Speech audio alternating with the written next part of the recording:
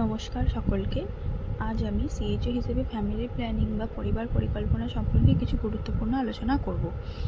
এই বিষয়ে আমাদের সমাজকে সচেতন করতে হবে, তাই আজ আমরা হেলথ অ্যান্ড ওয়েলনেস সেন্টারে মিটিং করলাম দম্পতিদের নিয়ে। এর মাধ্যমে আমরা তাদের সাথে সন্তান ধারণের সঠিক সময়, দুই সন্তানের মধ্যে ব্যবধান এবং অনাকাঙ্ক্ষিত সন্তান জন্ম থেকে বিরতি থাকা, এই সমস্ত বিষয় নিয়ে আলোচনা করলাম। সচেতন না হলে অনাকাঙ্ক্ষিত গর্ভধারণ হতে পারে, আর এই সমস্ত পদ্ধতি সঠিকভাবে ব্যবহার করলে অপরিণত সন্তান প্রসব, মাতৃমৃত্যু, শিশু মৃত্যু, প্রতিবন্ধী শিশুর জন্ম, এই সমস্তটা অনেকটাই কমবে। সঠিক পদ্ধতি ব্যবহার করলে আমরা সমাজে টিনেজ প্রেগনেন্সিও রোধ করতে পারবো। এবং এইভাবে আজকে আমাদের মিটিংটা শেষ করলাম এবং লাস্টে কিছু পেশেন্টকে ওষুধ দেওয়ার ছিল।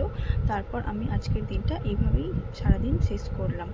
আমার এই ভিডিও ভালো লেগে থাকলে সবাই আমার পাশে থাকবেন। অসংখ্য ধন্যবাদ।